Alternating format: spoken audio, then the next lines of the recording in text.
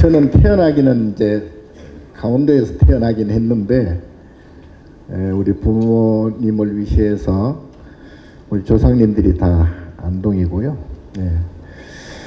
그래서 안동하면 고향 같은이 아니라 고향으로 생각을 해서 항상 이렇게 안동이라는 이름만 나와도 이제 조금 설레어지는 그런 또 감정을 가집니다. 교구에 그 전국적으로 보면 이제 안동이 그야말로 불교의 본 고장이다 이라고 해도 과언이 아닐 정도로, 왜냐하면 지금 전국 그 우리 사찰 중에서 가장 오래된 그 건물, 가장 오래된 법당을 갖고 있는 데가 이제 첫 번째로 봉정사고요. 그다음에 이제 부석사잖아요. 그것만 봐도 이 전국에 수많은 사찰들이 있는데도 우리 안동 지역에, 특히 경북에 그러한 최고의 고찰이 있다는 것은 그야말로 불교의 본 고장을 대변하고 있다고 할 수가 있습니다. 더군다나 또 밑으로 내려가면은 뭐 불교 최초 도래지도 있고요. 그리고 이 근처에 보면은 대한민국에서 제일 그 우리 조계종단뿐만이 아니라 큰 선방이 문경에 또 있죠. 봉암사가 있고, 어느 면으로 보나 우리 경북, 특히 이 안동 주변으로 불교의 근본이 지금 살아있다, 그렇게 이제 생각을 합니다. 뭐 고운사는 말할 것도 없고요.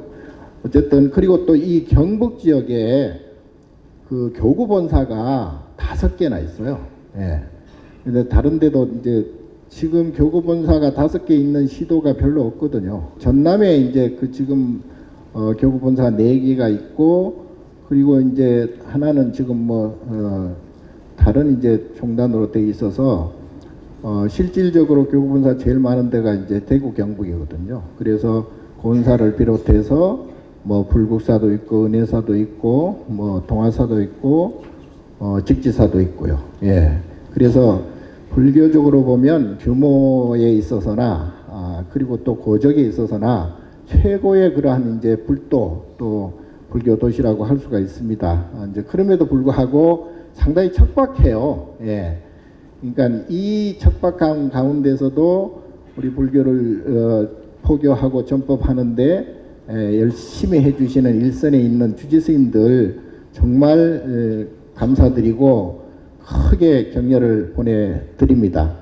우리 도지사님하고 뭐 팀들하고 같이 말씀 나누는 중에 우리 또 여기 광흥사 이제 범정스님, 우리 범정스님은 종단에 또 여러 가지 또 소임도 많이 보셨거든요.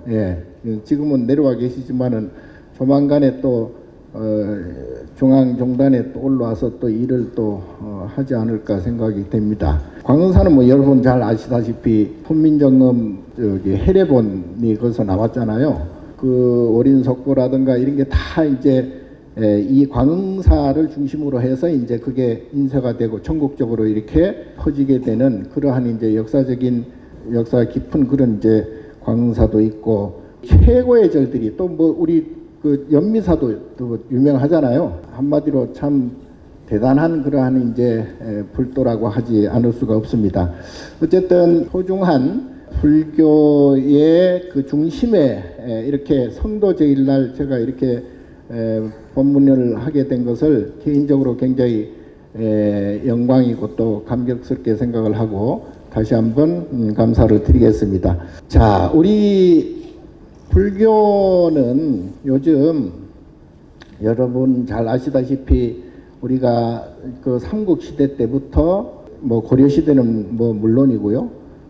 그리고 이제 조선시대의 그러한 유교적인 박해를 좀 받으면서도 주유야부를 해가면서 불교가 이제 지켜져 내려왔고요.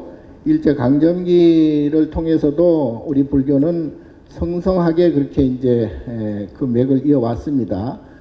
그 불교적인 정신, 부처님의 가르침에 의한 우리의 그 민족의 삶이 이제 같이 이렇게 역사적으로 이어져 왔는데, 근래에 들어서 이제 서양 문물이 들어오면서 약간은 좀 주춤한 그런 분위기 있죠 지금. 그래서 다른 서양 종교를 믿는 사람들도 많이 생겼고, 그리고 또 상대적으로 우리 불교가 조금 이제 약세 일로에 조금 들어선 그 면도 없지 않습니다. 그런데 문제는 우리가 그러한 어려운 역사를 이어오면서도 불교에서 부처님 가르침에서 어떤 안정을 찾고 거기에서 이제 평안을 찾고 평화를 또 이루고 그렇게 살아왔는데, 근자에 들어서 지금 한국이 세계 10위권 강국입니다. GDP, 개인별 GDP로 보면 일본을 따라잡았고요. 그리고 세계 10번째 안에 드는 그러한 군사적으로나 또는 문화적으로나 또 경제적으로나 어떤 면으로 봐서도 세계 10대 강국 안에 속해 있거든요. 그럼에도 불구하고 왜 이렇게 힘이 든가? 그 정도 되면 국민들이 좀 행복해져야 되거든요. 근데 사실은 지금 국민들로 봐서는 요즘 뭐 여러 가지 사태도 있었지만 그렇지 않아도 지금 굉장히 국민들이 불편한 것도 많고요. 또 불행스러운 일도 많이 생기고, 그리고 특히 젊은이들이 굉장히 방황하는 그러한 지경에 지금 이르고 있습니다. 그래서 경제적으로는 굉장히 이제 조금 부유해지고 그야말로 먹고 살만해졌음에도 불구하고 기분이 그렇게 썩 좋지는 않다. 그렇게 꼭 뭐 행복하지는 않는 것 같다. 이제 왜 그런가 했더니 이게 불교 정신이 지금 조금 침해당하거나 조금 저하된 면이 없지 않아 있어요. 그래서 제 개인적인 생각이 아니라 그렇게 분석하는 학자들도 꽤 많고요. 지식인들이 그렇게 인정을 하고 있습니다. 그래서 이 불교적인 정신을 우리가 좀 끌어올려야 되겠다. 역사적으로 지금 사실은 여러분들은 당연하지만 지금 다른 종교를 믿는 사람들의 조상들도 다 불자였거든요. 그리고 이제 부처님의 그 정신, 부처님의 어떤 마음, 이런 게 이제 면면이 이제 이 DNA화 돼 가지고 흘러내려왔는데, 이게 이제 정체성이 흔들려 버려서 근자에 와 가지고, 그러니까 다른 서양 문물에 물들고 물질 문명에 습합되고, 그러면서 이제 다른 문화, 다른 역사를 가진 그러한 종교에 이렇게 편성하다 보니까 이게 마음의 정체성이 좀 흔들리고 있어요. 그래서 거기서 오는 어떤 불안감이라든가 불안정한 그러한 것들이 지금 작용을 해서, 그래서 더 불편하고 더 기분이 좀 좋지 않지 않는가, 이제 그런 생각을 합니다. 그래서 제가 곰곰이 생각을 해본 결과, 제가 총무원장 돼서 생각한 게 아니고 벌써 한 10년, 15년 전부터, 제가 본사주지 하기 이전부터 우리 국민들이 우리 불교 정신, 부처님의 마음을 이제는 좀 회복해야 되겠다.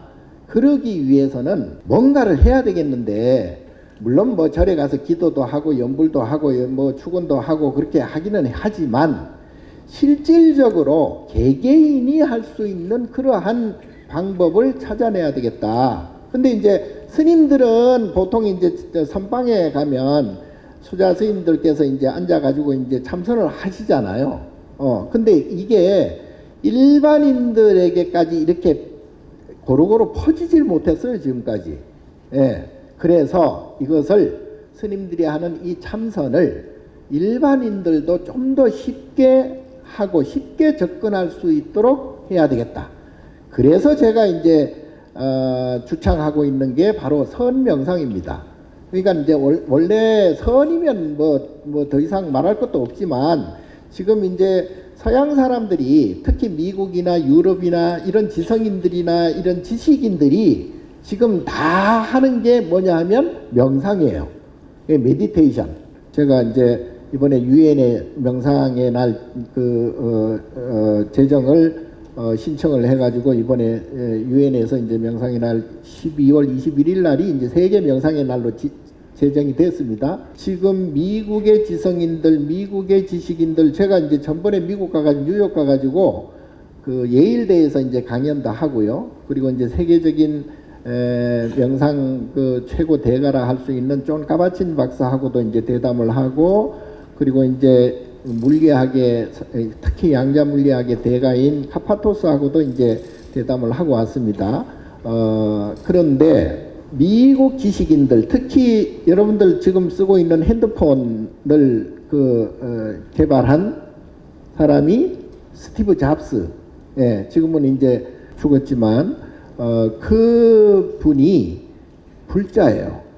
예. 그리고 자기 결혼할 때 줄에도 섰거든요. 예, 그 스님이 일본 스님인데 어쨌든 티베트도 다니고 뭐 명상을 굉장히 많이 했어요. 거기에서 영감을 얻어가지고 결국은 우리가 지금 쓰고 있는 핸드폰, 스마트폰을 그거를 만든 사람이 바로 스티브 잡스예요. 그리고 이제 지금 세계적인 최고 부자라고 할 수 있는 빌 게이츠라든가 일론 머스크라든가 이런 세계적인 부자들도 다 이제 명상을 합니다.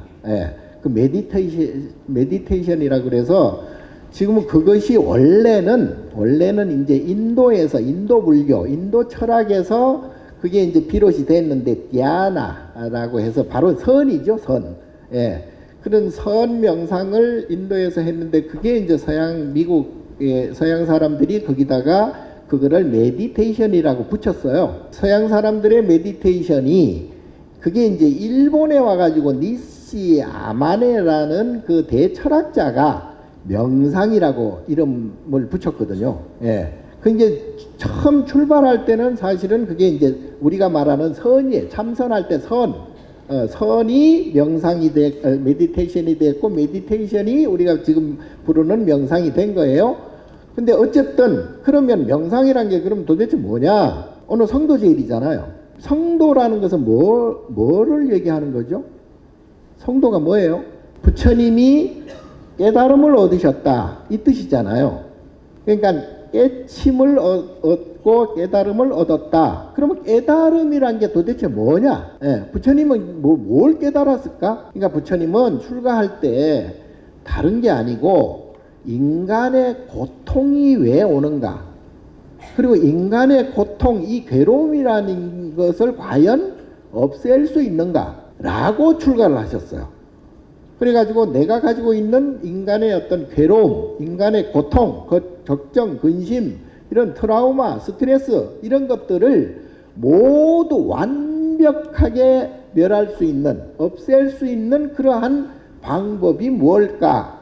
라고 해서 입산 수도를 하셔가지고 6년 만에 바로 완전히 그러한 괴로움을 떨쳐버린, 그걸 해탈이라고 그러죠. 니르바나 또는 뭐 열반 그러는데 이것을 얻은 날이에요, 오늘이. 간단하게 얘기하면 나에게 있는 모든 걱정, 근심, 괴로움과 고통을 완벽하게 제로화했다. 제로. 불생불멸 또는 생사해탈 그런 뜻인데 더 이상의 어떤 걱정 근심이 없다. 0.1 눈곱만큼도 그러한 괴로움이 없다. 이런 뜻이에요. 그러니까 그게 바로 이제 부처라고 하는데, 그렇다면은 그것이 없애려고 하면은 어떻게 해야 되느냐? 그냥 무조건 내가 없애야지 된다고 되는 게 아니고, 첫 번째는 의식을, 자기 생각을 이제 올바르게 좀 가져야 되겠잖아요. 그게 이제 소위 금방 말씀드린 그게 괴로움을 완전히 없앨 수 있는 방법이 고진멸도잖아요. 그걸 사성제라 그러죠. 그러니까 괴로움은 집착에서 오고, 집착을 없애는 방법이 뭐냐? 그게 바로 이제 소위 그걸 함축해서 이제 팔정도라 그럽니다. 그런데 첫 번째는 그걸 잘 봐야 돼요. 그걸 정견이라 그러잖아요. 그러니까 정견을 세우지 않고는 그거를 접근할 수가 없어. 괴로움을 없앨 수 있는 방법을 알 수가 없어. 그래서 이제 정사도 있고 정어도 있고 정업도 있고 아무튼 이 8가지의 팔정도를 통해서 나의 괴로움을 없앨 수 있는 방법을 알아내셨다. 예. 그래서 결국은 크게 대별하면 그걸 이제 내가 가지고 있는 괴로움을 업이라고 그래요. 업장이라고 그래요. 또는 뭐 그걸 업식이라고 얘기하고요. 아레아식이라 뭐 말라식, 활식이라고도 얘기하는데 어쨌든 이 괴로움이 생기고 괴로움이 계속 지속되는 것이 바로 이제 업장이라고 한다면 이 업장을 완전히 소멸시키는 업장 소멸을 완전히 하면 깨달음을 얻을 수가 있다. 더 이상의 걱정, 근심, 괴로움이 없다. 예. 자, 그렇다면은 이게 이제 쉽지는 않잖아. 금방 제가 이렇게 설명을 드려도 여러분들이 조금 모르시거나 헷갈리는 분들도 계실 거 아니에요? 그러면 이거를 어떻게 해야 되느냐? 자, 업이 생기는 것은 두 개가 동시에 생겨요. 두 개가. 그러니까 무슨 얘기냐 하면 앞이 생기는 즉시 뭐가 생겨요? 자냐? 네. 앞이 생기는 즉시 뒤가 생기잖아요. 어? 내가 태어나는 즉시 죽음이 생겨요. 예. 그리고 좋은 게 생기는 즉시 싫은 게 생겨요. 예? 그러니까 이 하나가 생기면 그걸 이제 부처님께서는 화엄경에 차생 고피생 그랬잖아요. 이것이 생기면 저것도 생긴다. 동시에 생기는 거예요. 그게. 다만 요게 이제 시간차가 있더라. 시간차가. 그게 무슨 얘기냐? 아침이 생기는 즉시 저녁이 생기고 밤이 생기는 즉시 낮이 생기고. 그러니까 하나가 생기면 다른 하나가 반드시 생기는데 그게 시차가 있더라 이 말이에요. 요게 이제 시절 인연이라고 그래 이거를. 예? 시절 인연이 쉬운 말이 아니에요. 시절이라는 게 그 때잖아요. 때.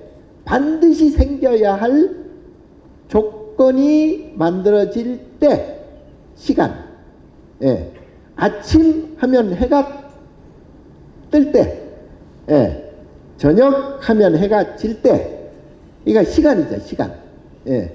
하나가 생기면 다른 하나가 생긴다. 그래서 부처님께서는 그것을 차생 고피생이라고 말씀하셨고 이게 즉 뭐냐 하면 이걸 이제 업이라고 제가 아까 말씀드렸잖아요.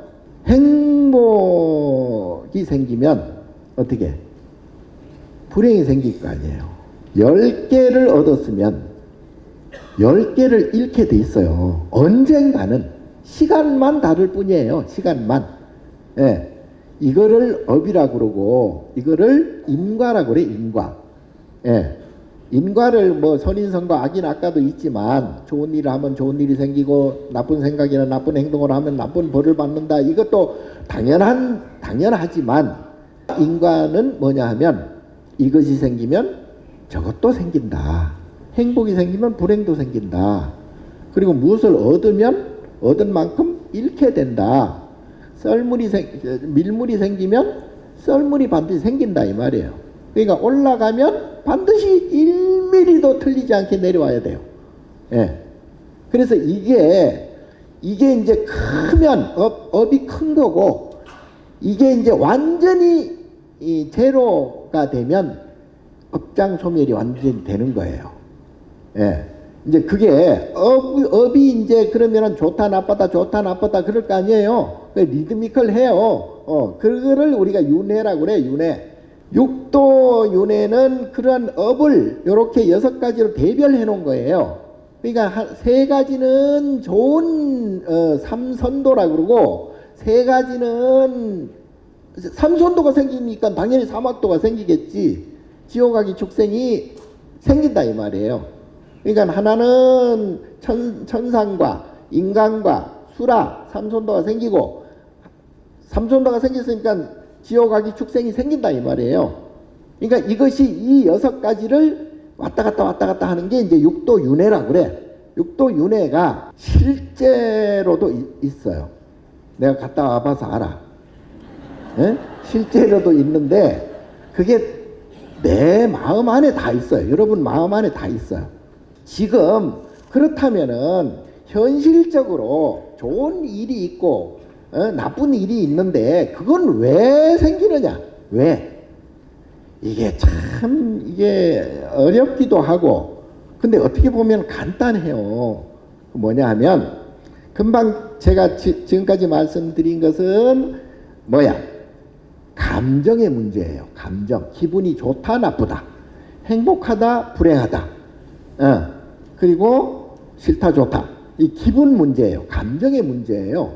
감정의 문제는 그걸 업 또는 업식 또는 뭐 업장 뭐 여러 가지 불러요.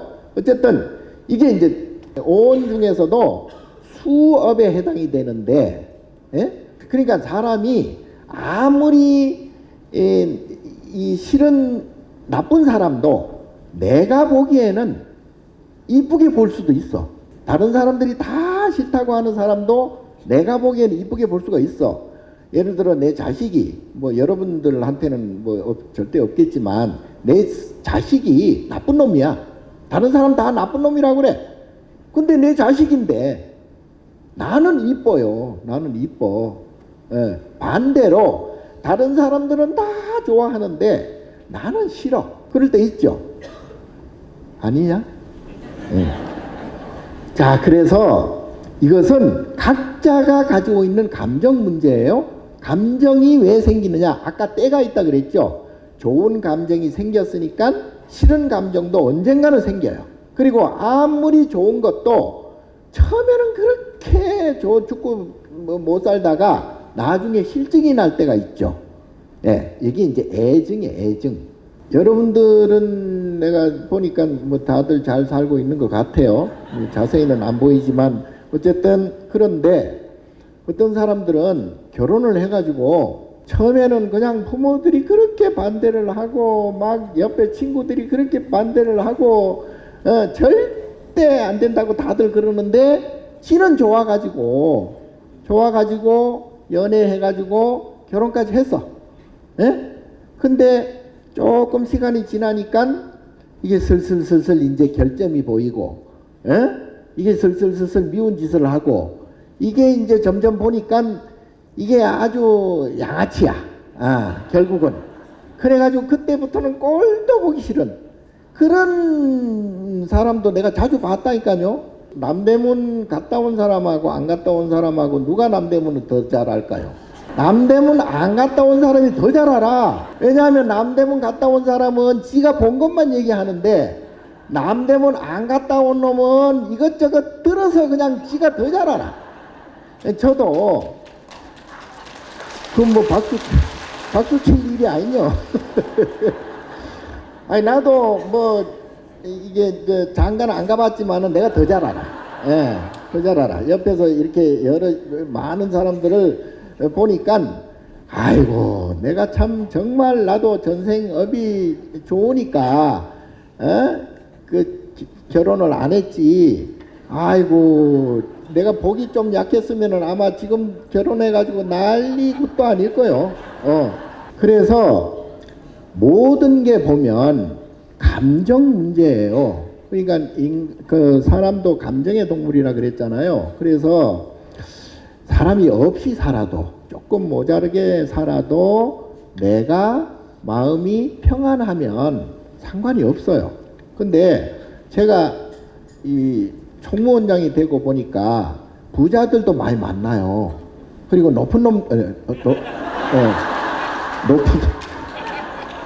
높으신 훌륭한 분들도 많이 만나요.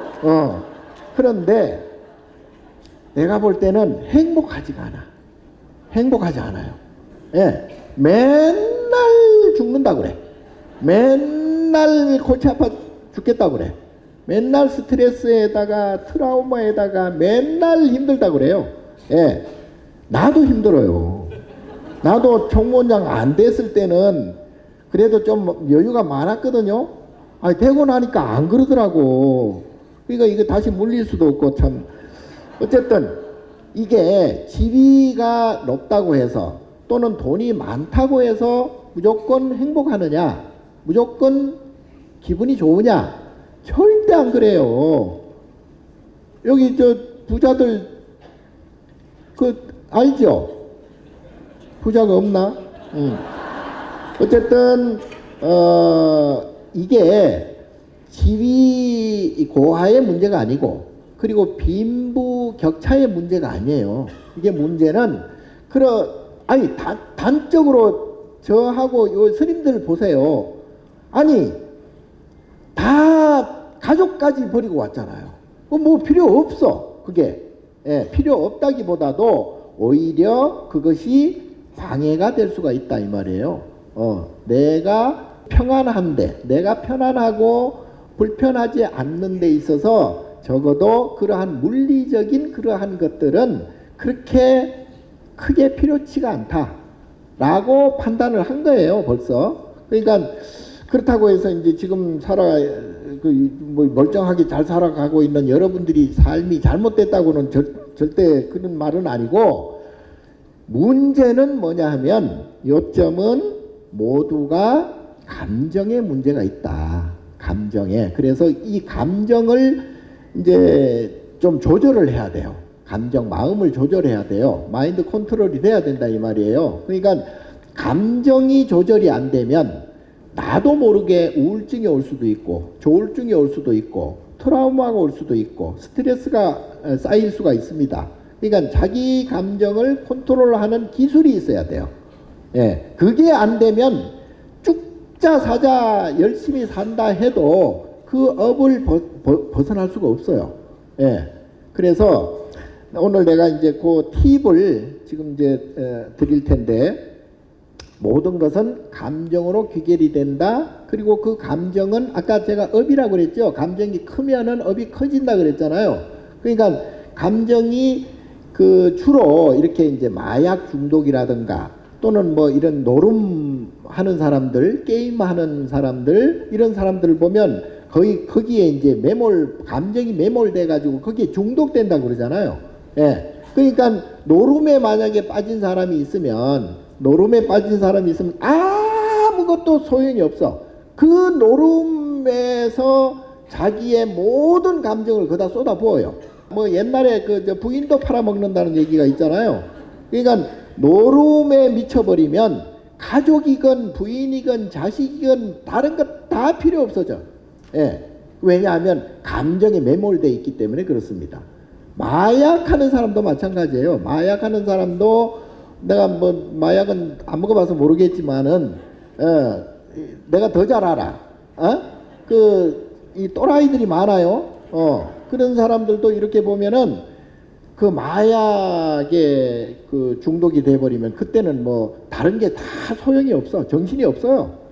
그러니까 왜 그런 현상이 일어나냐면 거기에 감정을 거기다가 몰입을 했기 때문에 그렇습니다. 그러니까 감정을 몰입을 한다는 건 극한 어떤 그런 즐거움 또는 뭐 그런 아타락시아적인 쾌감 뭐 이런 것들에 빠져가지고 다른 것, 그리고 그것에서 조금만 벗어나도 그냥 막 괴로워서 막 고통스러워 죽으려 하거든요. 그러니까 점점 그게 이제 중독이 되는 거예요. 그러니까 업이 그만큼 커진다는 얘기예요. 그러니까 한 알의 약을 쓸 거를 한 알, 두 알, 세 알, 네 알 자꾸 이제 증폭이 돼가지고 나중에는 걷잡을 수 없는 그러한 그 약을 아무리 많이 써도 소용이 없어지는, 그 감정이란 게 그런 쾌락에서부터 즐거움에서부터 행복에서부터 이런 모든 것들이 그게 감정의 문제거든요. 그러니까 이것을 조절하지 않으면 오히려 돈에 중독될 수도 있고, 돈에 중독이 되면요, 돈에 중독이 되면 돈을 많이 벌어 보니까 돈을 좋아하고 돈에 집착하고 거기 돈을 위해서 정말 사력을 다해서 사는 사람들은 부자가 될 수도 있습니다. 근데 나중에 보니까 돈만 벌어놓고 죽어버려요. 그럼 못 쓰고 죽어버려. 왜냐하면 돈을 버는데 자기는 거기에 중독이 돼서 거기에만 감정을 몰입한 거예요. 그러니까 쓸 줄을 모르는 거야. 그런 사람들이 꽤 많아요. 자, 그래서 모든 인간, 모든 중생은, 그래서 오직 중생을 유정이라 그러잖아요. 그러니까 감정이 있는 것을 중생이라고 그래. 유정이라고 그래요. 그래서 이 감정을 조절하지 않으면 업에서 벗어날 수가 없고, 업에서 벗어나지 못하면 이 괴로움은 언젠가는 항상 온다. 어떤 방식으로든 괴로움이 와요. 그러니까 지금 여러분들이나 모든 사람들이 뭐 하다못해 걸어가다가 자빠지잖아요. 엎어져. 그럼 무릎이 깨져. 무릎이 깨지면 무릎이 아프잖아요. 그러니까 기분이 나빠. 기분이 나빠서 그냥 그 돌을 그냥 있는 힘껏 그냥 차버려. 그럼 발가락이 깨지버리네 또. 예. 이 인과가 즉시 나타나요. 그거를 이제 화풀이라 그러잖아요. 기분 나쁜 것을 기분 좋은 것으로 이렇게 나름대로 머리 써서 하려고 했는데 오히려 그것이 독이 돼버리는 경우가 많아요. 예. 그래서 발가락이 깨지는 인과를 즉시 받아요. 그러니까 이 감정을 조절하지 못했기 때문에 그렇습니다. 그래서 제가 그 선명상에 5초 명상이라는 게 있습니다. 그러니까 5초만 참으면 내가 감정을 일단 조절할 수가 있다. 그러니까 예를 들어서 금방 말씀드렸다시피 이제 넘어졌어.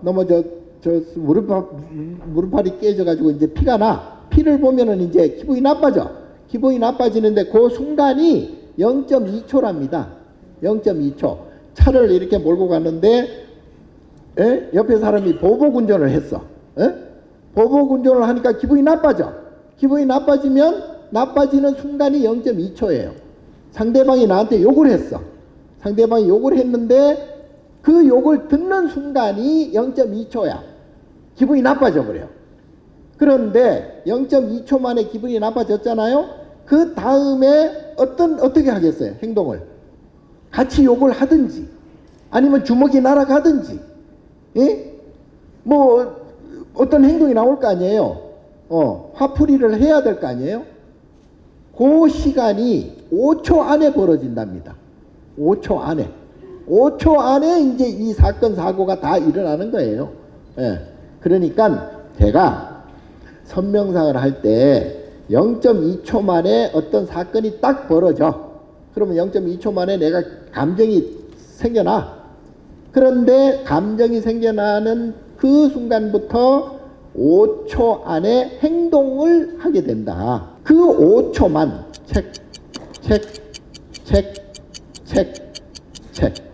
요 5초만 참아버리면 행동이 180도 바뀌어져요. 그러면 사고를 안 쳐요. 사고를 안 쳐. 요걸 해도 5초만 참으면 욕이 작아질 수도 있고, 입속으로만 욕을 할 수도 있고, 생각으로만 욕을 할 수가 있다 이 말이에요. 그러면 그게 행동으로 나타나지 않아요. 그런데 모든 사고가 일어나는 걸 보면 0.2초 만에 그 사건이 벌어지면 5초 안에 모든 사고가 쳐진다. 그래서 5초만 좀 참아라. 그게 5초 명상입니다. 자, 5분 명상도 있고요. 하루에 그래서 그것을 꾸준하게 5분 이상씩만 매일 하게 되면은 그게 자기 스스로 감정 조절을 할 수가 있어요. 하게 됩니다. 자, 그런데 그러면 이 감정을 왜 그렇게 해야 되느냐? 아까 좋은 감정이 생기면 싫은 감정도 생긴다 그랬잖아요. 좋은 감정이 10개 생기면 싫은 감정이 10개 생겨. 행복한 감정이 10개 생기면 불행한 감정도 10개 생긴단 말이에요. 요게 인과업이에요. 언젠가는 생겨요. 그래서 아까 넘어지는 얘기를 했지만 어떤 우리가 사업에 실패한다든가 또는 살아가면서 불행한 일들이 많잖아요. 집안에 우환도 생긴다든가 몸에 병이 생긴다든가 암이 생긴다든가 또는 시험에 낙방을 한다든가 교통사고가 생긴다든가 우리가 살아가면서 기분 나쁜 일이 1초 안에도 왔다 갔다 해요. 기분이. 그리고 금방 말씀드린 대로 5초 안에 그 기분이 하늘과 땅 차이로 왔다 갔다 해요. 그러면 이걸 업이라 그런다고 그랬잖아요. 그러니까 이것을 줄여나가야 된다. 감정을 조절해야 된다. 자, 그렇게 하려면 인과를 발생하지 않아야 됩니다. 예, 그게 조금 이제 요거는 조금 어려운 얘기인데 업을 줄여 나가야 돼요. 자기가 업을 갖고 있으면 우리가 살아가면서 일어나는 모든 사건 사고는 거기에 대해서 내가 기분이 좋거나 나쁘거나 감정이 막 폭발해 나가는데 하루에도 수천 수만 번 감정이 왔다 갔다 하잖아요. 기분이 좋을 때도 있고 기분이 나쁠 때도 있고 그것이 이제 하루 이틀 기분이 좋은 날도 있고 하루 이틀 기분이 나쁜 날도 있고 뭐 한 달 내내 기분이 좋을 때도 있고 한 달 내내 기분이 나쁠 때도 있어요. 근데 요것은 인과가 육도가 아까 말씀드린 육도가 왔다 갔다 윤회하는 거예요. 자, 그러면 이거를 폭을 줄여 나가야 돼요. 그게 이제 폭이 넓어져 버리면 그때는 막 극단적인 생각까지 하게 된다고. 기분이 나빠져 가지고 나중에는 기분이 나빠지면 기절할 수도 있고요. 또는 스스로 목숨을 끊는 경우도 있어요. 기분이 극도로 나빠지면. 예. 그래서 이게 이제 업의 이제 폭인데요. 이걸 줄여 나가야 된다. 그러면 어떻게 되느냐? 부처님께서는 이 업의 폭을 점점 줄여 가지고 이려하게 생사를 없애는 거예요. 그러니까 생겨난 것은 반드시 이제 사라지게 돼 있고, 그리고 이제 이것이 생기면 반드시 저것이 생긴다 그랬잖아요. 그러니까 이것을 생사에서 벗어나는 거예요. 그래서 생사해탈이라고 그래, 그거를. 예, 우리가 가지고 있는 업에서 완전히 탈출하는 것을 해탈이라고 그래요. 탈출한다, 풀어서 탈출한다. 그래서 이 마음 감정을 이려하게 만들어. 그게 이제 평상심이라고 그래, 평상심. 그걸 여여하다, 또는 여시하다, 이려하다, 그러거든요. 그러니까 감정의 폭이 거의 없다 이 말이에요. 자, 이게 과연 가능한가? 아까 말씀드린 대로 우리가 어떤 일이 벌어졌을 때 감정이 폭발하는데 부처님께서는 뭘 깨치셨냐 하면 일이 벌어지는 것을 내 감정하고 분리를 시키는 거예요. 이건 어려워요, 사실은. 여러분은 죽을 때까지 못할지도 몰라. 예, 그래도 해야 돼요. 그래도 다음 세상에 조금 그래도 업을 덜 받으려면은 오히려 복을 받으려면은 지금부터 해야 됩니다. 이 감정의 감정을 평상심을 만들어 가지고 이려하게 만들어야 된다. 그러니까 어떤 일이 벌어지더라도 이런 예가 있습니다. 사명대사 아시죠? 사명대사 이 얘기는 뭐 잘 아실 텐데 일본에 이제 그때 임진왜란 때 포로 교환을 하러 갔잖아요. 예, 일본에 갔는데 그놈들이 이 사명대사를 이제 그냥 노골적으로 죽일 수는 없고 어떻게 사고로 위장해서 죽이려고 방에 이제 잘 시간에 이제 방을 잠가놓고 겉으로 이제 문을 잠가놓고 불을 막 왕창 뗐어. 군불을 계속 그냥 밤새도록 군불을 떼버렸어. 그러니까 방이 어떻게 되겠어요? 타 죽을 거 아니에요. 예. 그래서 이제 아침에 이제 딱 이제는 죽었겠거니 하고 이제 문을 딱 열었어. 어떻게 됐을까요? 방에 그냥 서리가 꽉 찬 거야. 서리가. 예? 사람이 냉동이 될 정도로. 아니 군불을 그렇게 뗐는데 뭔 방에다 서리가 이렇게 차. 이게 말이 안 되잖아. 사명대사 그걸 이제 소위 도력 또는 법력이라 그러잖아요. 그러니까 그 정도 되면 업장을 자기 마음대로 할 수가 있어요. 예, 사명대사는 그 경우에 따라서 자기의 위치 선정을 한다 이 말이에요. 포지션을 취한다. 예, 이 사명대사는 뭐 그런 거에 현상에 대해서 연연하지 않아요. 그걸 이적이라고 그래, 이적. 기이한 그러한 현상이다. 그 정도 법력이 돼버리면 그때는 이제 업이 없는 거예요. 업이. 근데 이제 우리같이 평인들은, 범인들은 그걸 못 하잖아요. 예. 우리는 그래도 중노릇을 좀 오래 해가지고, 약간 이제 비스듬하게 이제 뭐 흉내는 좀 낼 때도 있긴 해. 예. 근데 그때는 뭐냐 하면 기분이 나쁘지 않다 이 말이야. 이상정멸분이라고 금강경 나오죠? 예, 14분에. 거기 보면은 인욕선인이 가리왕한테 할절신체를 당하잖아요. 팔이 잘리고 다리가 잘리고 다 잘려요. 그런데도 그거는 이제 그 사연이 있어. 그 뭐 가리왕이 이게 이제 지 옆에 있던 궁녀들이 지 안 보는 사이에 이제 이 저기 인욕선인한테 가서 이제 법문을 듣고 있었는가 봐. 그걸 보고 질투가 나가지고 이 가리왕이 이 자식이 그 인욕선인을 그냥 막 칼로 그냥 난도질을 했단 말이에요. 그걸 할절신체라고 그래. 신체를 그냥 할절한다고. 그런데 인욕선인이 그때 감정이 안 생겨나요. 감정이. 그러니까 보통 사람 같으면 이놈 같이 싸우든지 뭐 욕을 하든지 아니면 뭐 죽자 사자 그냥 어떻게 했을 텐데, 인욕소녀는 감정이 업이 일어나지 않았기 때문에 할절 신체, 온 몸이 칼질을 당하더라도 거기에 대해서 탐진지 삼독심이 일어나지 않았다 이 말이에요. 그렇게 되니까 결국은 그게 팔이 안 잘리는 거예요. 다리가 안 잘리는 거예요. 예, 그게 이적이에요. 그게 위실력이에요, 위실력. 오늘 제가 이제 성도제를 맞아서 왜 이런 말씀을 드리냐 하면, 지금 겉으로 우리가 안이비설시 눈으로 보고 귀로 듣고 코로 냄새 맡고 입으로 뭐 맛보고 그리고 몸으로 부딪히고 이 다 머리로 생각하고 다 하지만 안이비설신의로 다 대상과 이 접촉을 하잖아요. 그런데 대상과 내가 접촉하는 이 모든 것들은 연기법이라고 그래가지고요, 필연적으로 그렇게 될 수밖에 없는 결과들이에요. 이게 조금 어려운 것인데, 예를 들어서 이제 얼마 전에 우리 무한 제주 항공 사건도 있었잖아요. 그러면 그 생명 이 사람들이 뭘 잘못해서 그렇게 됐느냐? 아니잖아요. 아니잖아요. 그리고 지금 뭐 우크라이나 전쟁이나 이런 데 가가지고 막 전쟁을 하는 병사들이 지들이 뭔 잘못이 있겠어요.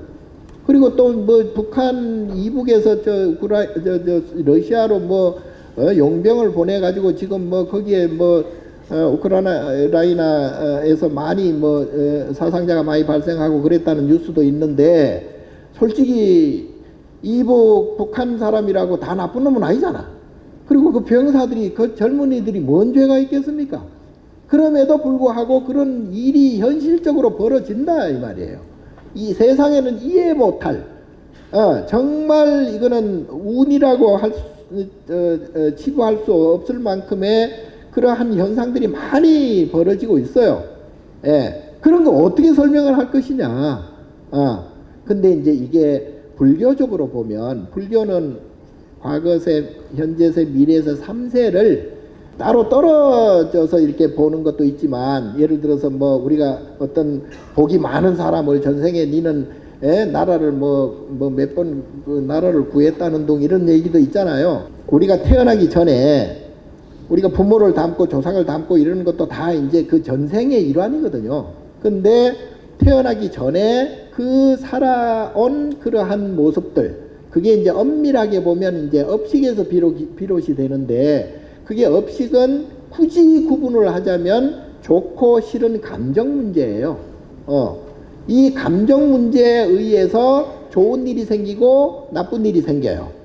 감정 문제에 의해서 좋은 일도 나쁘게 볼 수가 있고 나쁜 일도 좋게 볼 수가 있어요. 그러니까 이 감정이야말로 우리가 해결해야 할 문제다. 그래서 지금 이제 감정을 자기 스스로 잘 조절해서 업장 소멸하는 사람들은 나쁜 일이 일어나지 않습니다. 나쁜 일이 일어나지 않으려면은 감정을 스스로 잘 조절을 해야 돼요. 세옹지마라는 말 들어보셨잖아요. 세옹지마가 다 아시겠지만 요새 세자 쓰잖아요. 그게 이제 이게 국경이란 얘기예요. 국경이 다 요새화 돼 있잖아요. 거기에 이제 한 늙은 사람의 말 얘기가 있어요. 말 얘기로부터 시작하는 그걸 세옹지마라고 그래. 그러니까 중국에 옛날에 국경들이 많았잖아요. 그 국경에 사는 영감님이 이제 말을 기르고 있었는데 말이 도망을 가버렸어. 그러니까 그때는 말이 재산이잖아요. 그러니까 그 전쟁이 일어나면 말 타고 빨리 도망을 가야 되고, 요즘 같으면은 이제 자동차나 마찬가지인데 그게 사라져 버렸어. 그러니까 얼마나 그 큰일이에요. 그러니까 가족이 그렇게 걱정을 하고 했는데 이 노인네는 그냥 그러려니 하고 아무 표정이 없는 거예요. 그냥 한 6개월 지났어. 그놈이 나갔더니 마누라를 하나 데리고 왔네. 말이 2마리가 돼버렸네. 그러니까 갑자기 이제 부자가 됐잖아요. 그러니까 좋아가지고 막 가족들이 난리인데 이 노인네는 또 아무 표정이 없어. 그래서 조금 있다가 어린 아들이, 그 젊은 아들이 말을 타다가 다리가 부러졌거든요. 다리가 부러져가지고 이게 쩔룩거리고 이제 쩔름바리가 돼버렸네. 말이 오히려 안 들어왔으면 아들이 안 다쳤을 텐데 말 때문에 그 이놈의 아들 다리가 부러져 버려가지고 이게 쩔름바리가 돼버렸어. 그러니까 얼마나 그래 가족들이 막 울고불고 난리인데 이 노인네는 그래도 그냥 뭐 그러려니. 좀 있으니까 전쟁이 터졌네. 전쟁이 터지니까 이 젊은 애들 다 이제 징집을 해가지고 전쟁에 나가서 다 죽어버리네. 근데 다행히 이놈의 아들 놈은 다리가 하나 다쳐져 가지고 전쟁에 징집이 안 됐어. 그래서 살아난 거예요. 이걸 보고 좋고 나쁜 일이 계속 반복된다. 그래서 그걸 세옹지마라 그러잖아요. 그러니까 우리가 인생을 살아가면서 그 지금 세옹지마처럼 다 그렇게 될 거예요. 그런데 그거는 다 인연 연기의 법칙에 의해서 필연적으로 나타날 수밖에 없는 그런 인연 현상이에요. 그런데 거기에 대해서 내 감정, 내 업을 자꾸 얹어버린다. 내 감정을 얹어버리면 내 업만 자꾸 커져요. 업만 자꾸 커져가지고 아무 일도 아님에도 불구하고 이제 지금 세옹지마처럼 어떤 일이 벌어지지 않다 하더라도 먹고 살만하고 아무 걱정도 없고 자식 다 장가 시집 잘 보내고 다 그냥 풍족하게 그렇게 살아온 사람도 시절 인연 업이 나타날 때, 고통의 업이 나타날 때가 되면 아무 문제가 없어도 뭐가 생겨요? 정신적으로 문제가 생겨요. 우울증이 그렇고요. 아무 문제가 없어. 돈도 있고 뭐 자식들도 다 잘 크고 다 시집장가 다 잘 보내고 뭐 남편도 마누라도 속색이지 않고 뭐 좋은 집에서 따뜻하게 잘 지내요. 그럼에도 불구하고 뭐가 와?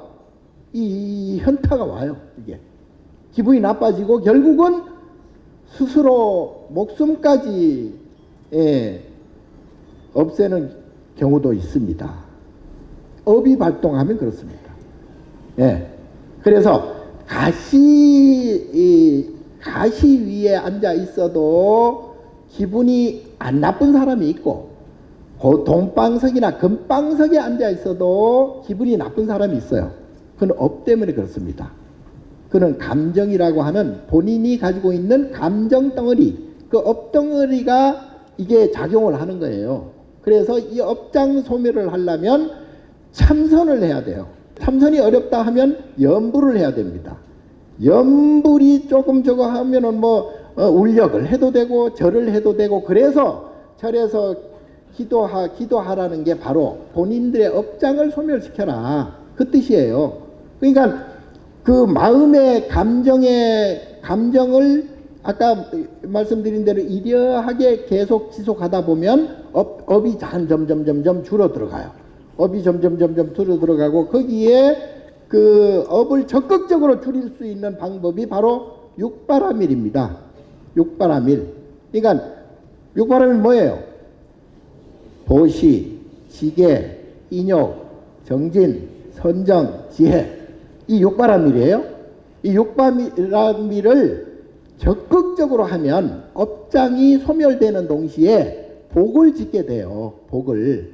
그러니까 보시는 이거는 반드시 해야 됩니다. 우리는 이게 머리도 깎고 뭐 줄 게 없으니까 보시를 많이 못하지만은, 그래도 여러분들은 좀 있는 분들은 보시를 계속 자꾸 해야 돼요. 그래야 업장이 소멸되는 동시에 나쁜 일이 일어나지 않아요. 근데 아무리 돈이 많고 아까 말씀드린 대로 아무리 조건이 좋은 사람도 업장이 소멸이 안 되면 자기 업에 의해서 기분 나쁜 일이 계속 발생이 된다. 그래서 복을 지어야 된다니까요. 복을 짓는다는 것은 바로 업장을 소멸한다는 뜻이고, 업장을 소멸하면은 나쁜 일이 일어나지 않는다는 뜻이 되잖아요.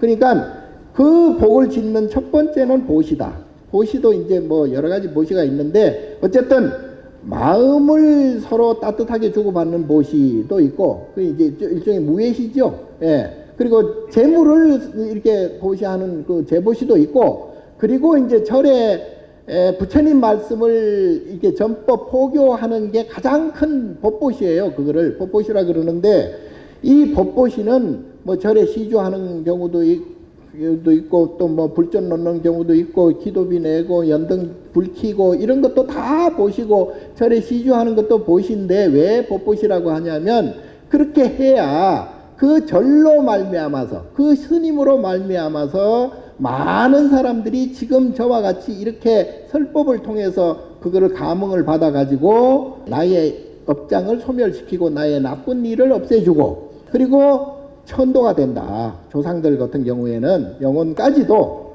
그게 바로 법보시예요. 그래서 보시가 첫 번째예요. 그리고 우리가 좀 있으면 방생하죠. 정월달에 방생을 많이 하는데, 이런 경우가 있습니다. 어떤 절에 그 신도가 그 손주를 데리고 왔어요. 그러니까 어디 점을 보니까 이 손주가 금방 죽을 운명이야. 그래가지고 어쩔 수 없이 스님한테 데리고 왔어. 그러니까 스님이 딱 보니까, 스님이 보기에도 이놈이 금방 죽을 형상이라, 그래가지고 아니 얘를 맡기고 그냥 가버렸네. 이 스님이 이거 도대체가 이거 참 난망하기가 그지가 없어요. 그래서 아무리 봐도 얘가 죽어, 며칠 내로. 그래서 아유 도저히 안 되겠다. 그래서 애를 꼬셨어. 너 집에 가라.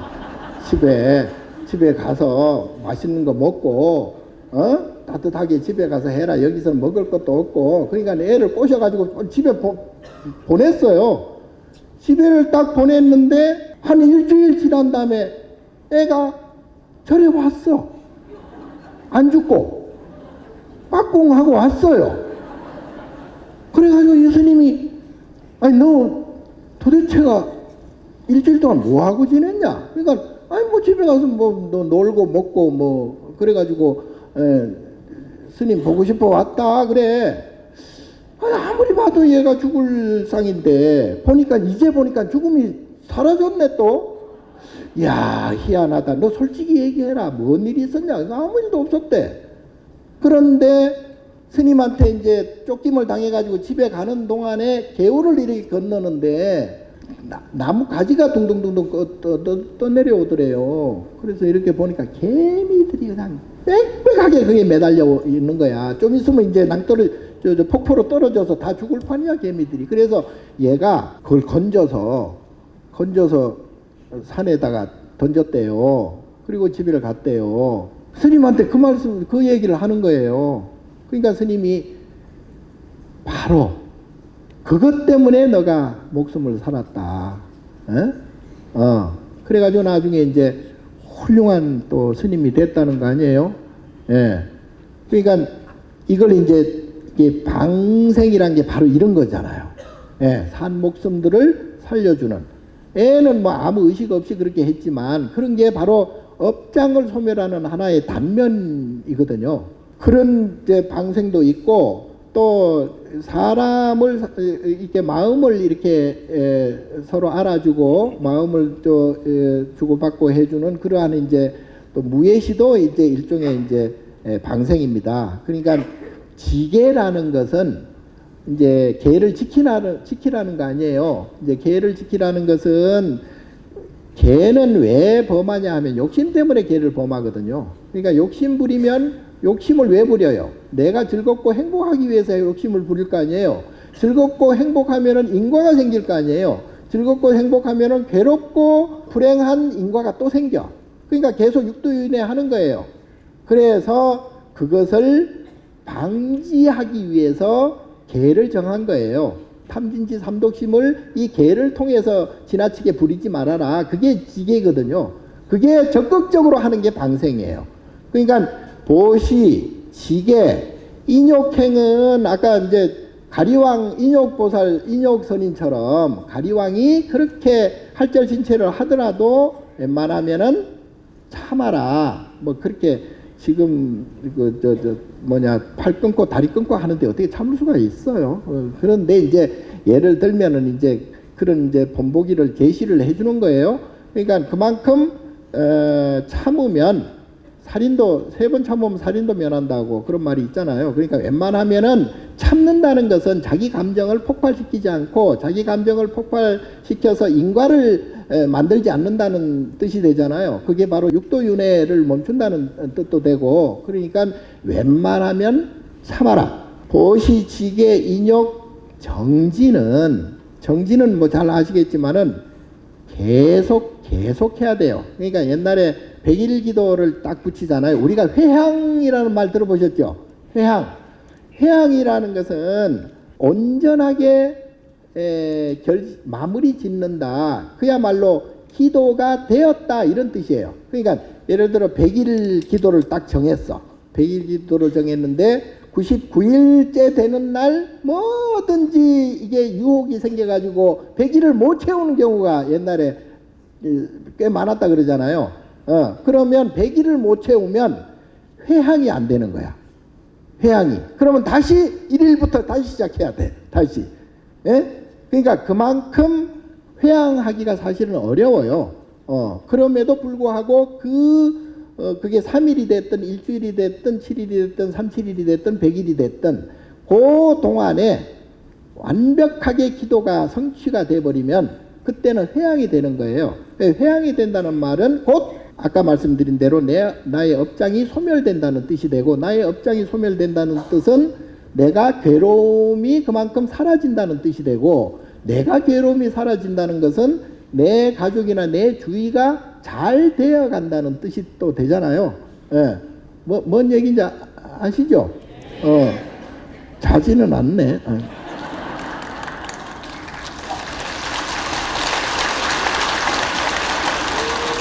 그래서 이것을 계속 이제 보시지계 인욕 정진을 해 나가다 보면 그때는 아까 말씀드린 대로 마음이 이려해져요.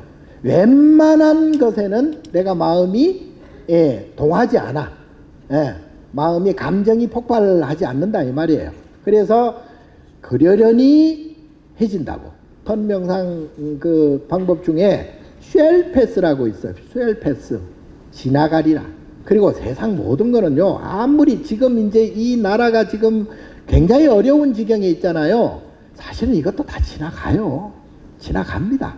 그러니까 올 한 중반이나 올 말쯤 되면은 언제 그랬냐는 듯이 이제 면역이 더 돼가지고 좋게 될 겁니다. 이게 이제 그 연기 작용도 인과적으로 일어나거든요. 연기. 그러니까 이제 이를테면 이제 풍선 효과라 그러잖아요. 풍선을 이쪽을 누르면 저쪽이 불룩 튀어나오고 저쪽을 누르면 이쪽이 불룩 튀어나오듯이 이게 바로 연기법이 그렇게 돼 있는 거예요. 그러니까 밤이 생기면 당연히 낮이 또 생기고, 또 낮이 생기면 밤이 생기고, 또 밀물이 들어오면 당연히 썰물이 생기고, 이게 이제 인과작용이에요. 연기의 작용입니다. 그러니까 거기에 대해서 우리가 너무 절망하거나 좌절할 필요도 없고요. 그리고 거기에 절망하거나 좌절해서 기분이 굉장히 나쁘다, 굉장히 괴롭다 라는 것은 지업이에요. 본인 거예요. 다른 사람들은 다 좋다 하는데 지만 그냥 난리. 그거는 지업이에요. 지업. 본인 거예요. 그건 남 탓할 수가 없어요. 그러니까 부모 탓할 필요도 없고, 부부 남편 탓할 필요도 없고, 그래 남편이 속썩이잖아요. 남편이 속썩인다는 것은 무슨 뜻이냐?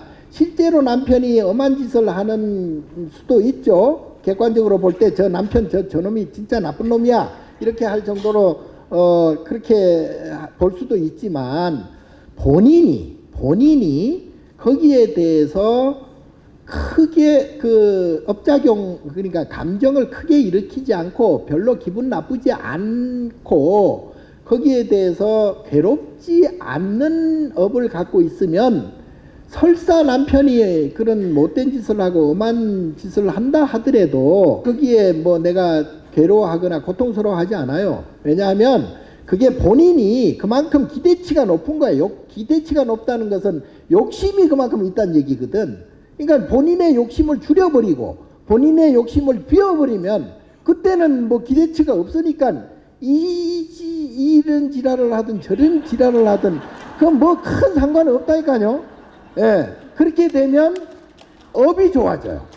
예, 업이 좋아져가지고 오히려 남편이 이제 바뀝니다. 남편이 내 업이 좋아지면 내 주위의 업도 좋아져요. 그러면 아까 말씀드린 대로 나쁜 일이 일어나지 않아요.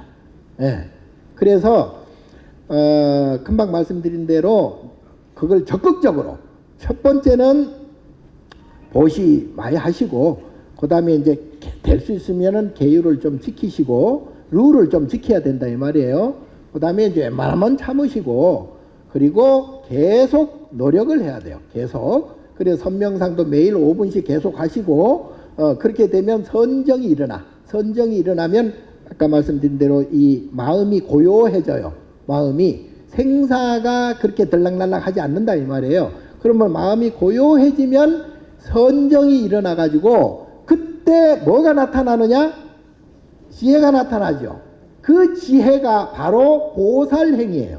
우리가 관세음보살, 지장보살, 미륵보살, 보살들이 많잖아요. 보살들이 하는 행위가 육바라밀 행위입니다. 보살은 무예자제행으로서 내가 뭘 해야 되겠다, 하지 말아야 되겠다 하기 이전에 저절로 행동을 해요. 저절로 행동하는 걸 이렇게 살펴봤더니 바로 그게 육바라밀 행위더라. 그러니까 관세음보살도 육바라밀 행을 하고 지장보살도 육바라밀 행을 하고 보살들은 다 육바라밀 행을 합니다. 그래서 보살들은 육바라밀 행을 하는 동시에 아무데도 걸림이 없어. 아무데도 괴로움이나 근심 걱정이 0.1도 없어요. 예. 그러면서 저절로 말을 하게 되고 저절로 생각하고 저절로 행동하게 삼업이 청정한 거예요. 예. 그러니까 이 관세음보살이 하는 지장보살이 하는 행위를 내가 따라서 하는 거예요. 예. 그래서 보시해야 되고 그래서 지계, 인욕, 정진, 선정, 지혜가 바로 보살행위더라. 자비행위예요. 그게 이렇게 보니까 그게 자비행위야. 그러니까 내가 욕심 없이 탐진치 삼독심 없이 삼업을 청정하게 해 나가면 그것이 바로 육바라밀 행위 되어서 한마디로 해탈이 되는 거예요. 성도가 되는 거예요. 그게 바로 부처예요. 그게 바로 부처님이에요. 그래서 내가 곧 부처다. 내가 육바라밀 행을 자연스럽게 하게 되면 스스로 내가 부처가 된다. 내가 스스로 부처가 되면 그때부터는 근심 걱정이 없다 이 말이에요. 괴로움이 없다 이 말이에요. 네. 그러니까 내가 괴로움이 없고 너도 괴로움이 없고 너도 괴로움이 없고 너도 업장 소멸하고 너도 다 해탈하게 되면 그때는 뭐예요? 정토라고 해요. 그거를. 네. 아까 누가 우리 지사님이 여기가 불국토라 그랬는데 불국토로 보는 지사님이 보니까 그때만큼 부처더라고. 예? 예. 왜냐하면 부처 눈에 부처가 보인다 그러잖아. 예. 그러니까 모두가 그렇게 업장 소멸이 되고 해탈이 되고 열반이 되면 그때야 그것을 정토라 그래. 정토. 깨끗할 정자 정토. 그게 바로 불국토로 얘기하는 거예요. 그게 바로 서방정토가 되는 거고 그게 바로 아미타, 나무 아미타불이 되는 거예요. 예. 그러니까 오늘 성도제를 맞이해서 어쨌든 오늘 기화로 우리 여러 거사님들, 저사님들, 보살님들 다 이제 선명상을 하세요. 선명상을 해서 이게 업을 줄여 나가세요. 자기의 감정 폭을 줄여 나가서 감정이 평상심이 되면 그때는 업장 소멸이 돼서 나쁜 일이 일어나지 않게 돼요. 그럼 그때부터는 복이 쌓여. 복이 쌓이면 그때는 내가 육바라밀 행을 통해서 내가 보살이 되고 내가 부처가 되는 거예요. 그래서 내가 편안하면 가정이 편안하고 가족이 편안하고 그리고 이웃이 편안하고 그리고 국가가 편안하고 세계가 평안하고 모든 우주 말법이 평안해진다. 지금 일어나고 있는 우리나라 조금 어려운 사정들도 쉘패스 금방 지나갑니다. 너무 걱정 안 하셔도 자기 위치에서 선명상 열심히 하고 육바라밀행 열심히 하면 저절로 다 해결이 됩니다. 예, 아셨죠? 네. 다시 한번 오늘 이렇게 저를 초청해 주신 우리 호성 스님, 등원 스님, 그리고 도륜 스님 등등 스님들, 또 사암연합회 스님들, 그리고 또 여기 계신 포교사단을 비롯해서 여러 신도님들 너무너무 감사드리고 다음에 또 더 좋은 기회에서 뵙기를 기원하면서 한 해 복 많이 받으시고 부처님 가피 이루십시오. 감사합니다.